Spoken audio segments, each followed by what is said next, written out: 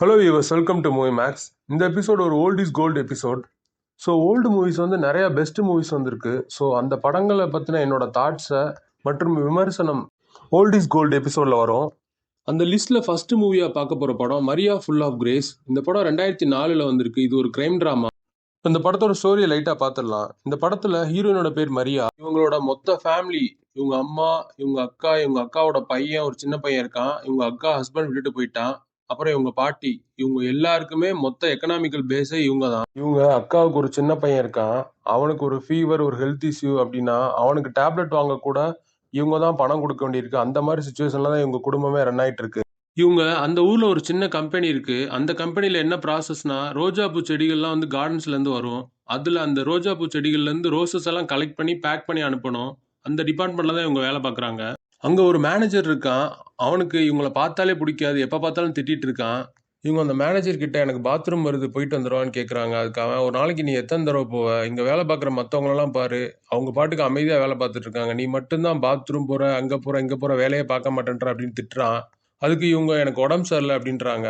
பேசிக்கிட்டு இருக்கும்போது அவன் சொல்றான், ஒழுங்கா வேலையை பாரு அப்படின்றான். உடனே இவங்க வாமிட் பண்ணிடுறாங்க அந்த ரோசஸ் மேலெல்லாம். அவன் கடுப்பாகி இந்த ரோசஸ் எல்லாம் போய் கழுவிட்டு வா ஃபர்ஸ்ட் அப்படின்றான். அதோட இவனுக்கும் அவங்களுக்கு பிரச்சனை ஆயிருது. அதோட இவங்க வேலையை விட்டு நின்றாங்க. இந்த விஷயம் அவங்க ஃபேமிலிக்கு தெரிய வருது. உடனே உங்க ஃபேமிலியில உள்ள எல்லாரும், யாரை கேட்டு நீ ஃபர்ஸ்ட் வேலையை விட்ட அப்படின்னு இவங்களை கொஸ்டின் பண்றாங்க, இவங்களை திட்டுறாங்க. இவங்க ஒரே வார்த்தையில சொல்லிடுறாங்க, என்னால அவன்கிட்ட போய் மானத்தை விட்டு வேலை பார்க்க முடியாது. அவன் என்ன தேவையில்லாம ஹர்ட் பண்ணி பேசிட்டே இருக்கான், திட்டுறான். ஸோ அதனால அந்த கம்பெனி சைடே நான் போக மாட்டேன் அப்படின்னு சொல்லிடுறாங்க. இந்த சூழ்நிலையில இவங்க பிரெக்னெண்டா இருக்காங்க. அதை போய் அவன் பாய் ஃப்ரெண்ட்ட சொல்றாங்க. அவன் பாய் ஃப்ரெண்ட் ஒரு பைக் மெக்கானிக் ஒர்க் ஷாப் வச்சிருக்கான். அவன் வந்து, நீ கன்ஃபார்மா பிரெக்னென்ட் தானா அப்படின்னு கேட்கறான். இவங்களும் ஆமான்னு சொல்றாங்க. அப்புறம் நம்ம 2 பேரும் கல்யாணம் பண்ணிடலாம். அப்புறம் இந்த விஷயம் வெளியே தெரிஞ்சா அசிங்கமாயிரும். அதுக்குள்ள நம்ம கல்யாணம் பண்ணிக்கிறோம் அப்படிங்கிறான். இவங்க, நம்ம கல்யாணம் பண்ணி எந்த வீட்டுக்கு போறது அப்படின்னு கேட்கறாங்க. அதுக்கு அவன், என்னோட வீட்டுக்கு தான் அப்படிங்கிறான். அதுக்கு இவங்க, உன்னோட வீட்டுல நீனும் உன் தம்பியுமே பாத்ரூம்ல படுத்திருக்கீங்க, அந்த வீட்டுல எப்படி நான் வந்து ஸ்டே பண்றது? ஸோ அதனால அது முடியாது அப்படின்றாங்க. அதனால நீ எங்க வீட்டுக்கு வந்துடு அப்படின்னு அவனை கூப்பிடுறாங்க. அவன், உங்க வீட்டுல சும்மாவே என்ன மதிக்க மாட்டானுங்க, உன் வீட்டுல வந்து நான் இருந்தேன்னா அது ரொம்ப ஒரு அசிங்கமா போயிடும், அதனால என்னால வர முடியாது அப்படிங்கிறான். ஸோ இந்த இடத்துல இவங்க 2 பேருக்கும் பிரேக்கப் ஆயிரு. ஸோ ஒரு பக்கம் லவ், வேலை ரெண்டுமே போச்சு. ஸோ இந்த மாதிரி சூழ்நிலையில இவங்க என்ன பண்றதுன்னு தெரியாம யோசிச்சுட்டு இருக்காங்க. அப்பதான் இவங்க பிராங்க்லின் அப்படிங்கிறவனை சந்திக்கிறாங்க. ஸோ நான் டவுன் வர போறேன், என்ன அங்க இறக்கி விட்டுறியா அப்படின்னு கேட்கறாங்க. ஸோ அவனும் இறக்கி விட்டுறேன் அப்படின்றான். போற வழியில இவங்க 2 பேரும் பேசிக்கிட்டே போறாங்க. அப்போ இவன் அவங்க கிட்ட, நீ எதுக்கு போற அங்க டவுனுக்கு அப்படின்னு கேட்கறான். அதுக்கு அவங்க, நான் வந்து வேலை தேடி போறேன் அப்படின்றாங்க. அதுக்கு அவன், நானே எனக்கு தெரிஞ்சவர்கிட்ட சொல்லி நல்ல வேலையா வாங்கி தரேன், உன்னால பார்க்க முடியுமா அப்படின்னு கேட்கறான். அதுக்கு இவங்களும் சரின்றாங்க. என்ன வேலைன்னு கேட்கறாங்க. அவன் அந்த வேலையை பத்தி சொல்றான். அந்த வேலை என்னன்னா, நீ வந்து ஒரு மியூலா போகணும். மியூல் அப்படின்னா ஹெராயின் எல்லாம் பவுடர் ஆக்கி, அந்த பவுடர் எல்லாம் ஒரு பிளாஸ்டிக் கவருக்குள்ள போட்டு அதை ஒரு வைஸ்ல வச்சு டைட் பண்ணி ஒரு கேப்சூல் மாதிரி கொடுப்பாங்க. அந்த கேப்சூல் 60 to 70 கேப்சூல் நம்ம முழுங்கிடணும். ஸோ அதை நம்ம முழுங்கிட்டு நம்ம நியூயார்க் அங்கே கொண்டு போகணும். ஃப்ளைட்டில் கொண்டு போய் அங்கே டெலிவரி கொடுக்கணும். இதுதான் அந்த வேலை.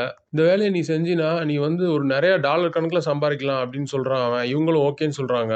அங்கே ஒரு ட்ரக் லார்டு இருக்கான். அவன் கிட்ட பிராங்க்லின் இவங்களை கூட்டிட்டு போகிறான். அந்த ட்ரக் லார்டு வந்து இவங்கள்ட்ட என்னென்ன, அவன் பேர் என்னன்னு, எங்கேருந்து வர எல்லாமே விசாரிக்கிறாரு. அதுக்கப்புறம் அவன், உனக்கு அசிடிட்டி, அப்புறம் டைஜஷன் ப்ராப்ளம் அந்த மாதிரி ஏதாவது இருக்கா, உனக்கு ஏதாவது சைட் எஃபெக்ட்ஸ் வருமா அப்படின்னு கேட்குறான். இவங்க அதுக்கெல்லாம் இல்லைன்றாங்க. அதுக்கப்புறம் அவன் சொல்கிறான், நீ வந்து கொண்டு போகிற கேப்சூலில் ஏதாவது ஒரு கேப்சூல் கம்மியானா கூட உன்னோட ஃபேமிலி இங்கே தான் இருக்குது. அப்புறம் நாங்கள் என்ன பண்ணணும்னு உனக்கே தெரியும். அதனால் எல்லாமே சேஃபாக போகணும், பார்த்துக்கோ. உன்னால் ஓகேனா சொல்லு, இல்லைன்னா இப்படியே கிளம்பி போயிருன்றான்.